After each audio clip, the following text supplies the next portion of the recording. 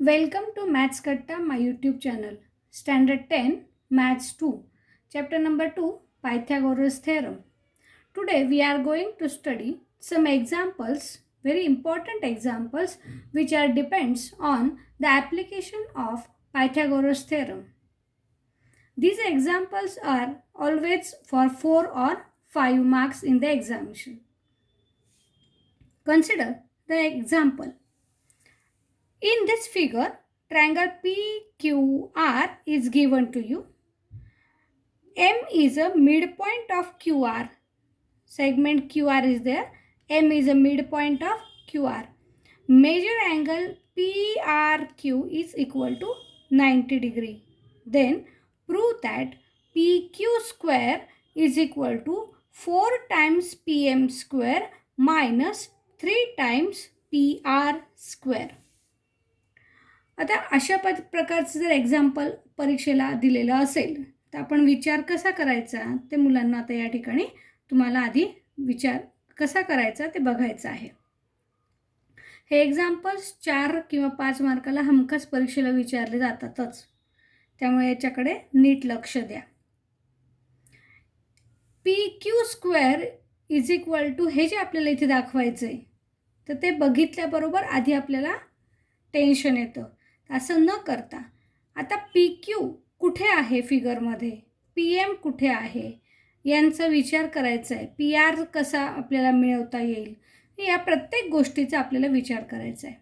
पहिल्यांदा आपण विचार करूया PQ स्क्वेअर कसा मिळेल. तर PQ हा राईट अँगल ट्रायंगल आहे पहिल्यांदा आणि PQ हा त्याचा हायपोटेनियस आहे. मग PQ स्क्वेअर आपल्याला कुठल्या थेरममध्ये मिळू शकतो तर पायथागोरस थेरममध्ये. आणि मग त्यासाठी आपल्याला पूर्ण ट्रायंगलचा विचार करावा लागेल. मग त्या ट्रायंगलमध्ये आपल्याला पायथागोरस थेरमनुसार PQ स्क्वेअरचा फॉर्म्युला मिळेल, तो आधी आपण एकदा लिहून घ्यायचा आहे. मग कसं लिहायचं बघा. Consider triangle PRQ. It is a right angle triangle. Then by Pythagoras theorem PQ square is equal to PR square plus QR square. Give this as equation number 1. तर काय इक्वेशन 1 दिलं लगेच आपण, तर आपल्याला PQ स्क्वेअरचा फॉर्म्युला मिळाला आहे. म्हणजे आपल्याला ही एक गोष्ट लेफ्ट हँड साईडची मिळाली आहे. आता आपल्याला राईट हँड साईड मिळवायची अजून. मग त्यामध्ये आपल्याला इथे काय आहे आणि आपल्याला याच्यामध्ये काय वेगळं आहे अजून ते बघा. PQ स्क्वेअर तर लेफ्ट हँड साईडला मिळालेला आहे. PR स्क्वेअर जो आहे याच्यामध्ये तिथे -3 PR स्क्वेअर आहे, पण इथे PR स्क्वेअर आहे. एक टर्म का होईना पण आपल्याला इथे मिळालेली आहे. आणि QR स्क्वेअर आपल्याला इथे लागणार नाही आहे, म्हणजे आपल्याला QRच्या बाबतीत काहीतरी विचार करावा लागेल. म्हणून आपण त्याला इक्वेशन नंबर 1 देऊन ठेवलं. आता PM स्क्वेअर कसा मिळवता येईल बघा. तर PM फिगरमध्ये जर बघितलं आपण तर PM कुठे आहे. It is a hypotenuse of smaller right angle triangle PRM. मग पुन्हा आपल्याला तो कन्सिडर करून PM स्क्वेअरचा फॉर्म्युला मिळवता येणार आहे. आपण स्टेप बाय स्टेप एक एक गोष्ट जर मिळवत गेलो तर आपल्याला आपोआपच काहीतरी सोल्युशन मिळतं. आणि 4 मार्कांपैकी 4 मार्काचं जर उदाहरण असेल तर आपल्याला 1 2 मार्क स्टेप्सचे मिळत जातात. त्यामुळे आधीच उदाहरण बघितल्यानंतर घाबरून न जाता पहिल्यांदा आपल्याला एक गोष्ट कशी कशी मिळवता येईल ते मिळवत जायची आहे. Consider triangle PRM. It is again a right angle triangle and therefore PM square is equal to PR square plus RM square. Equation number 2. आता पुन्हा एकदा आपल्या प्रूव्हकडे लक्ष द्यायचंच आहे प्रत्येक स्टेप नंतर. PQ स्क्वेअर तासाबरोबर मिळाला आहे. PM स्क्वेअर आपल्याला नुसता नको आहे, आपल्याला 4 PM स्क्वेअर पाहिजे आणि आपल्याला इथे PM स्क्वेअरच फक्त मिळाला आहे. त्यात आणखीन काय मिळालं आहे आपल्याला PR स्क्वेअर, की जो आपल्याला तिथे आहे काही ना काहीतरी PRची टर्म आहे, पण RM नाही आहे. मग आता RMचा जर विचार केला तर M हा काय दिलेला आहे त्यांनी मिड पॉईंट दिलेला आहे. मग M जर मिड पॉईंट असेल तर RM हा QRच्या हाफ पार्ट झाला. मग आपल्याला हाफ पार्ट जर आपण इथे लिहिला QRचा तर क्यू आरचा हाफ पार्ट आणि मग आपल्याला आर एमचा स्क्वेअर असल्यामुळे त्या ब्रॅकेटचा स्क्वेअर लिहिला तर 1/4 आपल्याला तिथे मिळू शकतो. म्हणजे 4 मिळतोय आपल्याला आणि मग तो इक्वेशनला मल्टिप्लाय केला की तो 4 एलिमिनेट होऊन 4pm² टर्म मिळणार आहे. मग आपल्याला तसा विचार करून एम हा मिड पॉईंट आहे याचाही वापर करायचा आहे. मग इथे पुढे लिहायचं आहे as M is a mid point of Q R, this R M is half of QR. Give this as equation number 3. Now substituting this value of 3 in equation number 2.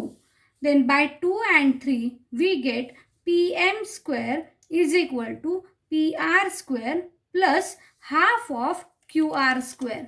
Observe RM square दिलेला इथे आणि इथे काय RM. मग इथे RMचा square म्हणजे half of QRच्या ब्रॅकेटचा square लिहावा लागेल. मग आता आपल्याला हा ब्रॅकेटचा स्क्वेअर सॉल्व करून घ्यायचा आहे. काय होईल बघा, PM square is equal to PR square plus 1/4 QR square. Multiplying this equation by 4 we get 4PM square is equal to 4PR square plus इथे 4ने मल्टिप्लाय केलं तर 4 आणि 1/4 कॅन्सल होऊन काय शिल्लक राहील फक्त QR म्हणजे QR स्क्वेअर. ही स्टेप आपल्याला मिळाली. मग आपल्याला इथे पुन्हा नीट विचार करा. तर हा जो क्यू आर आपल्याला इक्वेशन 1मध्ये आपण काय बघितलं होतं की आपल्याला PR स्क्वेअर हवा आहे पण QR स्क्वेअर नको आहे. मग QR स्क्वेअरची इथे जी व्हॅल्यू मिळाली आहे ती व्हॅल्यू म्हणजे याच्यावरून आपल्याला काढता येणार आहे हा जर ट्रान्सफर केला इकडे तर, आणि मग ती व्हॅल्यू आपल्याला इक्वेशन नंबर 1मध्ये टाकता येणार आहे. म्हणून हा ट्रान्सफर करून QR स्क्वेअरचं एक इक्वेशन त्याची व्हॅल्यू काढून घ्यायची. मग QR स्क्वेअर म्हणजे काय होईल 4PM square minus 4PR square is equal to QR square. म्हणून पुन्हा एकदा लिहिलं आपण की QR square is equal to 4PM square minus 4PR square. ना substituting this value of QR square in our equation number 1. You know that equation 1 is PQ square is equal to PR square plus QR square. Then we get PQ square is equal to PR square plus QR square. Again write down as equation number 1, and in equation 1 instead of QR square write down the value. That is PQ square is equal to PR square plus in bracket 4PM square minus 4PR square. पुन्हा आता इथे आपल्याला bracket फक्त solve करायचं आहे. मग bracket solve करताना इथे प्लस साइन आहे त्याच्यामुळे ॲज इट इज टर्म्स आपल्याला लिहायचे आहेत. मग PQ square is equal to PR square plus 4PM square minus 4PR square. Like terms are PR square and minus 4PR square, it becomes minus 3PR square because this is 1 and minus 4 becomes minus 3. Then we get PQ square is equal to 4PM square minus 3PR square की जे आपल्याला prove करायचं होतं ती step आपल्याला मिळाली. Hence the proof. Now consider the next example. मुलांना तुम्हाला हे एक्झाम्पल समजलं असेल आता तर तुम्ही ते एकदा पुन्हा न बघता वहीत सोडवण्याचा प्रयत्न करायचा आहे. ते तुम्हाला पुन्हा नक्कीच सोडवता येईल कारण आपण कसा विचार करायचा हे तुम्हाला सांगितलं आहे. तसा विचार करत करत तुम्ही जायचं आहे आणि तुम्हाला ते उदाहरण सोडवता येईल. पुन्हा पुढचं एक्झाम्पल थिअरॉटिकल एक्झाम्पल बघा. अशा प्रकारचं एक्झाम्पलसुद्धा परीक्षेला हमखास विचारण्यात येतं. Walls of two buildings and on either side of a street are parallel to each other. A ladder 5.8 meter long is placed on the street such that its top just reaches a window of a building at the height of 4 meter. On turning a ladder over the other side of street, its top touches the window of the other building at the height of 4.2 meter. Then find the width of the street. तर अशा एक्झाम्पल्समध्ये आपल्याला जी diagram आहे ती diagram स्वतःला तयार करावी लागते. मग ती कशी तयार करायची तर आपल्याला एक स्ट्रीट काढायचं आहे, एक सेगमेंट काढायचे स्ट्रीट म्हणजे, आणि मग त्याचे 2 बिल्डिंगचे जे वॉल्स आहेत ते त्याला नेहमी परपेंडिक्युलर असणार आहेत. मग ते आपल्याला दाखवायचे आहेत फिगरमध्ये. फिगर बघा. Suppose this BQ is a street. BQ is a street, and on the walls of the two buildings, these are the walls AB and PQ. These are the walls of the two buildings. On either side of this street are parallel to each other because these both angles are 90 degree. Therefore, these are parallel to each other. Now, consider a ladder. There is one ladder. When it placed at point C and it placed on the top of a building, any one of the building. If we consider the building PQ, then this ladder touches the wall of the building at the height of 4 meter. 4 मीटरवर पर्यंत ती पोहोचते. तीच ladder जर पुन्हा ह्या साईडला केली तर बघा काय होतंय. पुन्हा ऑन टर्निंग अ लॅडर, म्हणजे लॅडर बदललेली नाही, तीच लॅडर फक्त टर्न केली आहे. Turning a ladder over the other side of street, it's top touches the window of the other building at 4.2 metre.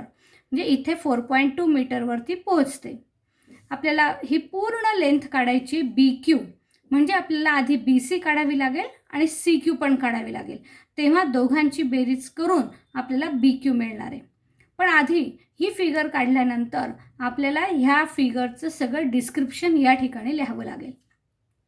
Segment AB, segment PQ are the buildings. Segment CA, segment CP are the length of the ladder, and BQ is a street. Want to find out length BQ. आणखीन काय दिलं आहे, the length CA is equal to length CA is equal to length CP. So they are same because ladder is same, which is equal to 5.8 meter. Length PQ is equal to 4 meter. Length BA is equal to 4.2 meter. Now consider the triangle ABC first of all. Then by Pythagoras theorem, CA square is equal to AB square plus BC square. Write the formula by Pythagoras theorem, and then substituting the value, we get that the CA square is 5.8 square. Then 5.8 square is equal to 4.2 square plus BC square. Then 5.8 square is 33.64 is equal to 4.2 square is 17.64 is equal to plus BC square. Now transfer 17.64 on this side. We get BC square is equal to 33.64 minus 17.64, that is BC square is equal to 16, and hence taking square root we get BC is equal to 4 meter. Now consider the next right angle triangle. Next right angle triangle is triangle PQC.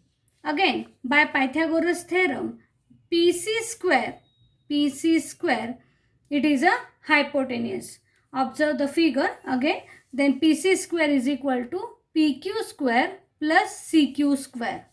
Then substitute the values. 5.8 square is equal to 4 square plus CQ square. Then 33.64 is equal to 16 plus CQ square. Transfer 16, it will be minus. Then answer is 17.64. Then by taking square root, you know that 17.64 above step we already studied that 4.2 square is equal to 17.64, and hence its square root is again 4.2, and therefore this CQ is equal to 4.2. Then width of the street total BQ is equal to BC plus CQ. Then 4 plus 4.2 means 8.2, and hence the width of the street is 8.2 meter.